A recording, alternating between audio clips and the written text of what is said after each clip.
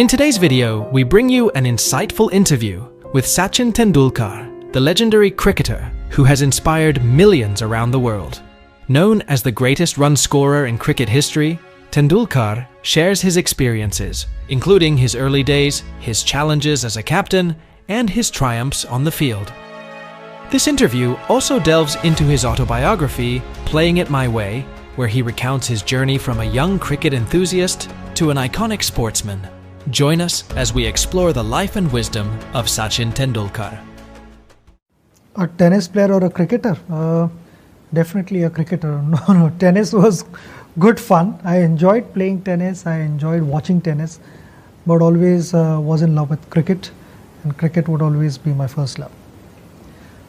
Talking about the golf ball significance in my life, in fact it was in the early part of my life when I was only 11 years old, and I was staying with my aunt, and I would make her chuck number of balls a day. Golf ball, I had purposely taken a blade and made that into oval shape so that it would hit the floor and then change direction. It sort of taught me to play back foot defense with soft hands. Also, not being so tall, I had to be, throughout my career, I had to be on my toes, and I thought somewhere, that golf ball practice had a role to play in my technique. And basically, as an 11-year-old, full of energy, and in spite of practicing number of hours on the field, I still had to do something to do with cricket, and that's how I killed my time.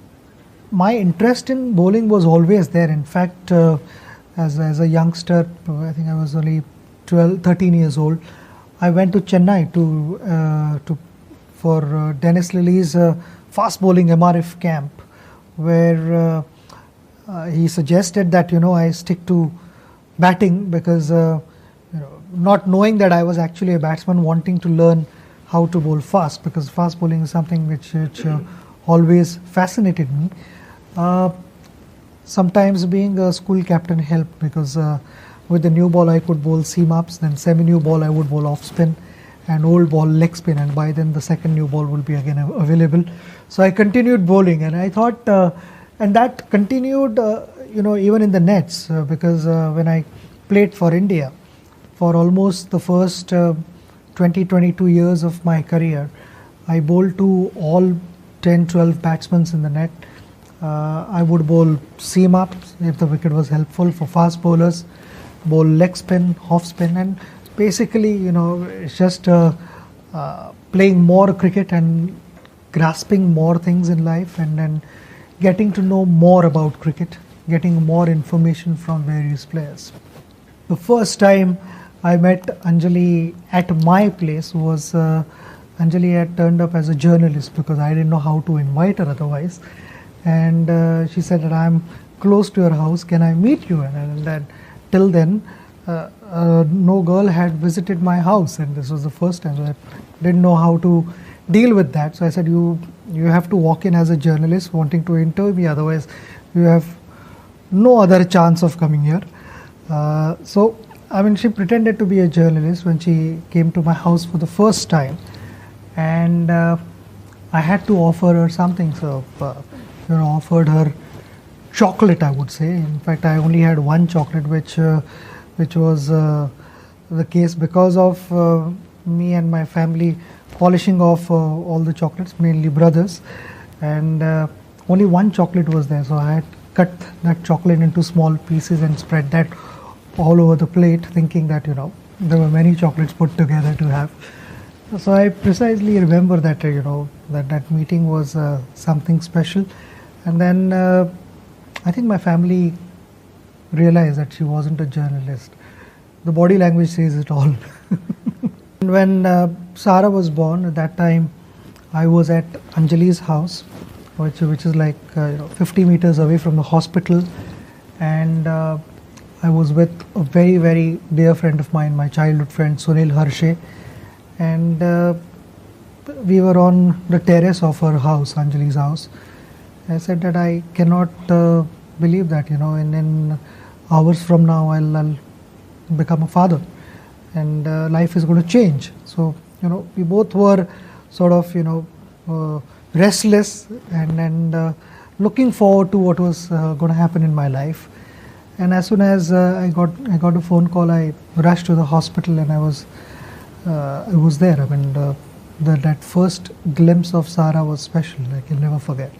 I thought, the first phase was a difficult one, and there were differences in our opinions. I mean, I felt the selectors were thinking something different, and I was thinking something different, and I wasn't given the team that I wanted. There were few individuals that I wanted in the team, and which didn't happen, and which was a big setback and a big disappointment, because my only goal was to win matches for India. I didn't want anything else, and I felt we were not on the same wavelength. I mean, we were thinking differently, and if a captain has to go out in the middle and take his team and want them to play the way I want to play cricket, then I got to have the players that I wanted, which didn't happen. So that was the first thing of my captaincy.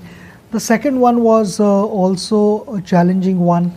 We went to some tough places. We went to Australia. We went to South Africa as well, and things were not happening according to the way I wanted.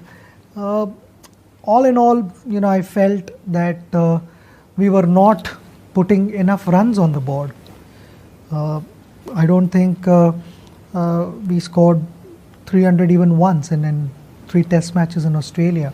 6 innings, if you don't score 300 even once, then you are not likely to win, but lose that test. In fact, even ending up in a draw would have been a great result, because Australia being the top side in the world, we would have been happy with that. But that didn't happen, more so because there were not enough runs on the board. 2011 World Cup, it doesn't get any bigger than that in cricket. Whole country was celebrating, and needless to say that the dressing room was flowing with champagne, and photographs being taken with each and every individual with that beautiful trophy. And that's when I had called Anjali. I mean, Anjali saw the match on television, because she's superstitious, and then rushed to the stadium, only to realize that on all the cars on top of the roof, guys were jumping and dancing and celebrating our victory. The moment they recognized her, they said, "Not this car, let's jump onto the other one." And Anjali walked in the dressing room, and the same car went out, and they said, "Now we can jump on this car, she's not there." So those dents were special ones. I mean, dents that I'm proud of. Fantastic experience. And after that, with all that happening in the dressing room, we went back to the hotel. All the room doors were open with loud music, and friends there on the floors, and in our room, I remember only the two of us were there, Anjali and I, and the door was open, and we found flowers there, so we both put flowers in our ears, and we started celebrating with champagne glass and loud music, and we danced, which I've never done in my life. That's the only time that I've celebrated any victory that much, and then the celebrations continued till morning hours. I mean, it was fantastic experience. I mean, it will stay with me for the rest of my life. My vision was on my 40th birthday, we introduced Spreading Happiness India Foundation, where we decided to light up the villages where there is no electricity, and post sunset there is darkness in their life. To imagine something like that exists in our nation is a little difficult to digest, and that's when we decided that this foundation is going to help light up the entire nation. It's all about spreading happiness, and that's why we call this initiative, our foundation also, Spreading Happiness India Foundation. India, because India and Diya is inside your house, so in Diya. It's all about giving a fair platform to disadvantaged communities, and if we can allow the future of India to study at night, to read books, the backbone of any family, the mother, to cook food in proper light and not in darkness, it's surely going to change our nation. It's going to change slowly but surely, and that is what we are looking at. So I'll continue to give in 100% and make all the possible efforts in lighting up the whole nation. Along with this, the second vertical I'm focusing on in my second innings is supporting NGO called Apnalaya. I've been associated with them for last 20 years now, but after my retirement, I'm going to be involved even more in raising funds for them, and it's all about women empowerment, giving them fair opportunity, allowing them to realize their dreams. And I think it's so important for every girl child to dream that she can become somebody big in life and bring laurels to our nation. And my second innings is more about satisfaction. The first one was more about excitement, pride, and playing for the nation, wearing that beautiful India cap. The second innings is all about satisfaction, giving to the people who've supported me, who've helped me for a number of years now.